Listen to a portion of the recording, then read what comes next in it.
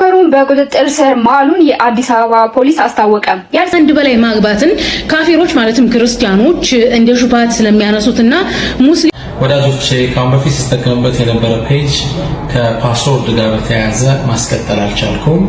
ሰላም አለይኩም ወራህመቱላሂ ወበረካቱ። ውድ ቻናሌ ቤተሰቦች እንዴት ናችሁ? ሰላም ናችሁ? ዛሬም እንደተለመደው አስደናቂና ትምህርት አዘል የሆኑ ፕሮግራሞችን ይዤላችሁ መጥቻለሁ። እስከ ቪዲዮ መጨረሻ ድረስ አብራችሁኝ ሁኑ። ለቤቱ አዲስ ከሆናችሁ የሰብስክራይብ በተኗን መጫን እንዳይረሳ፣ ላይክ፣ ሼር፣ ኮሜንት ማድረግ እንዳይረሳ ማለት ነው። እንግዲህ ሰሞኑን እንደሚታወቀው ኡስታዛችን ኡስታዝ ያሲን ኑሩ አዲስ አካውንት ከፍተዋል። እስኪ የሚሉትን ሰምተን እንመለስ። ወዳጆቼ ካሁን በፊት ሲስተካከሉበት የነበረ ፔጅ ከፓስወርድ ጋር በተያያዘ ማስቀጠል አልቻልኩም። ይህን አዲስ ፔጅ ከፍተናል። ፔጁ የኔ ነው። በዚህ ሐሳቦቻችንን እንለዋወጣለን። አላህ መልካም የለውጥ ዓመታት ያደርግልን። ሰላም አለይኩም ወራህመቱላሂ ተዓላ ወበረካቱ። እንግዲህ ቪዲዮ እንዳያችሁት ነው ኡስታዞቻችን ወደ ሚዲያው መተው ሚዲያውን እየተቆጣጠሩት ነው ማለት ነው። ኢንሻአላሁ ተዓላ ዳዕዋው እንግዲህ በሰፊ ለሰፊው ማህበረሰብ ይደርሳል ተብሎ ይታሰባል። ፎሎ እናርጋቸው፣ እንከታተላቸው ማለት ነው። ከዚሁ ጋር ተያይዞ ሰሞኑን አዲስ የወጣ መረጃ አለ። በሶሻል ሚዲያ ስሙ ግብዳው የተሰኘ አንድ ሰው ሰሞኑን በፖሊሶች ቁጥጥር ስር ውሏል። እሱን ተመልክተን እንመለሳለን። ቲክቶከሩን በቁጥጥር ስር ማሉን የአዲስ አበባ ፖሊስ አስታወቀ። የአዲስ አበባ ፖሊስ እንዳስታወቀው እንግዲህ ይህ ቲክቶከር ዳዊት ንጉሴ ወይም ደግሞ በቲክቶክ ስሙ ግብዳው እየተባለ የሚጠራ ግለሰብ ሲሆን ድርጊቱም እንግዲህ የፈጸመው ከወግ ባህል ያፈነገጠ የእሴታችንን የማይመጠን ነው ብሎ አስሮታል ማለት ነው። ምንድነው ያደረገው? እሴት እህቶቻችንን ወደ መዝናኛ ቦታ በመውሰድ መጠጣቸው ላይ አደንዛዥ እጽ በመጨመር እንዲሁም ደግሞ ተገቢ ያልሆነ ቪዲዮ በመቅረጽ በማህበራዊ ሚዲያ በማሰራጨትም ጭምር ወግ ባህል እሴታችን የማይመጥን ተግባር እያደረገ በፖሊስ ሲፈለግ መቆየቱ ይታወቃል። ነገር ግን አሁን ላይ በቦሌ ወረዳ 4 በልዩ ቦታ ወርቅ ማዕድን በሚባል ቦታ ትናንት አመሻሽ ላይ ሊያዝ ችሏል ተብሏል። እናንተ ስለዚህ ምን ታስባላችሁ? ፎሎ ማድረግ እንዳይረሳ። በሌላ መረጃ መልሳለሁ። ቪዲዮ እንዳያችሁት ነው እንግዲህ ያልሆነ ነገር ሴቶችን አስመልክቶ ከባህል ውጭና ከእምነት ውጭ ሆኖ ቃላቶችን በመናገር ሴቶችን አላስፈላጊ የሆነ ስድብ መሳደብን ከነዚህ ጋር ተያይዞ ይህ የምትመለከቱት ግለሰብ በቁጥጥር ስር ውሎ ከፖሊስ ጋር ነው ያለው ማለት ነው። አሁን ሌሎችም እንደዚሁ የመሳሰሉ አሉ። ሚዲያ ላይ እርቃን አለባበስ አላግባብ የሆነ አለባበስ የሚያስተዋውቁ እርቃናቸውን የሚሄዱ እነዛ እንግዲህ እንደሚታወቀው ብዙ ቲክቶከሮች ከዚህ በፊት ተለቅመዋል ማለት ነው። ወደፊትም ስርዓት ሊይዙ የሚገቡ የሆኑ ቲክቶከሮች አሉ። ከዛ በፊት ግን ስርዓት እንድትይዙ እንላለን ማለት ነው። አታግማሚው ኦኬ። እዚህ ጋር ባሌ ልጆች የተዳሪ ብላ ቅርጿን ያልጠበቀች የተዘናጋች ወይ ጸጉሯን ያልተሰራች ራሷን የጣለችን እናት ባል ላይ ጭራሽን ቆልተሽ የሰው ባል አሻፍደሽ ቀምተሽ ሁለተኛ ሆነሽ ገብተሽ ዛሬ ላይ መተሽ እዚህ ጋር ፕላትፎርም ላይ እንደ ኖርማል ነገር አታውሪ። ሰላም አለይኩም እንደምን አመሻችሁ። ይህን ቪዲዮ የምሰራበት ዋና ነጥብ ከአንድ በላይ ማግባትን ካፊሮች ማለትም ክርስቲያኖች እንደ ሹባት ስለሚያነሱትና ሙስሊምም ሆኖ ከአንድ በላይ ማግባት ምክንያቱ ምን እንደሆነ የማያውቁ ስላሉ ግልጽ ላደርግላችሁ ፈልጌ ነው። መግቢያ ላይ ያደረኳት እህታችን ንግግሯ ደስ አይልም። የተናገረችው ግለሰቦችን የወቀሰችው ግለሰቦችን ቢሆንም ደስ አይልም። በቃ አካዳሚካል ያልሆነ ቃል ነው። ነገር ግን ሸሪዓውን አልቃወምም ብላለች። አዘለም አቀፈም ከአንድ በላይ ጋብቻ የሚባለው አምላካችን አላህ ሱብሃነሁ ወተዓላ ሴቶችን ለማዳን ያመጣው ህግ ነው። ሸሪዓ ብሎ ማለት ህግ ማለት ነው። ይህም የሆነበት ምክንያት ይህ ህግ ከመምጣቱ በፊት በአረቢያ ምድር ወንዶች በጣም በርካታ ሴቶችን ያገቡ ነበረ። ሴት ልጅ ርስት ናት። በነገራችን ላይ አዘለም አቀፈም ሴት ልጅ ርስት ናት። የምድር ወራሽ ተደርጎ የተፈጠረው ወንድ ልጅ ነው፣ አዳም ነው። ረዳት ተደርጋ የተሰጠችው ሴት ናት።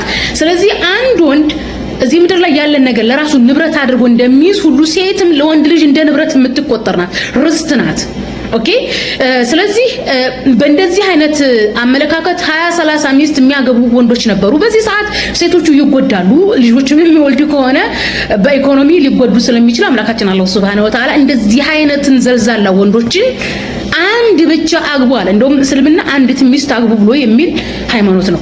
አይ ይችላልሁኝ በሃይማኖት ማኔጅ ማድረግ ይችላልሁኝ፣ ቤተሰብ ማኔጅ ማድረግ ይችላልሁኝ፣ ኢኮኖሚ ጥሩ ኢኮኖሚ አለኝ ላለ ሁለትም ሶስትም አራትም ብሎ አስቀምጥላችሁ ለወንዶቹ ማለት ነው። ይህ ህግ የመጣው ለወንዶቹ ነው እንጂ እስልምና ከመሬት ተነስቶ በል አንተ ወንድ ሆይ አራት አግባ አላለም።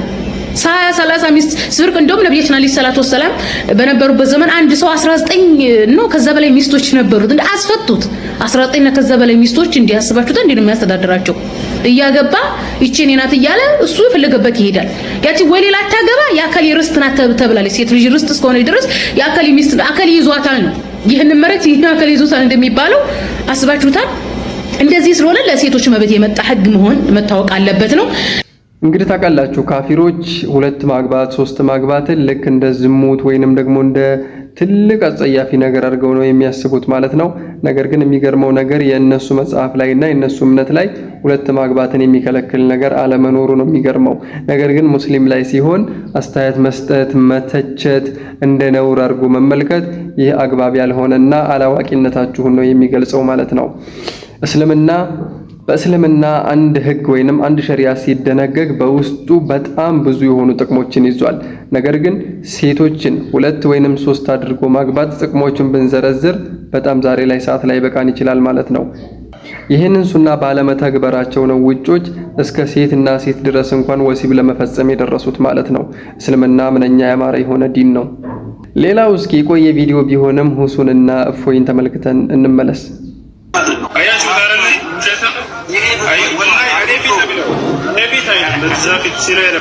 ወሲፈቱ ባታ ተተነበረ ለምን ተፈረበታ ወሲፈቱ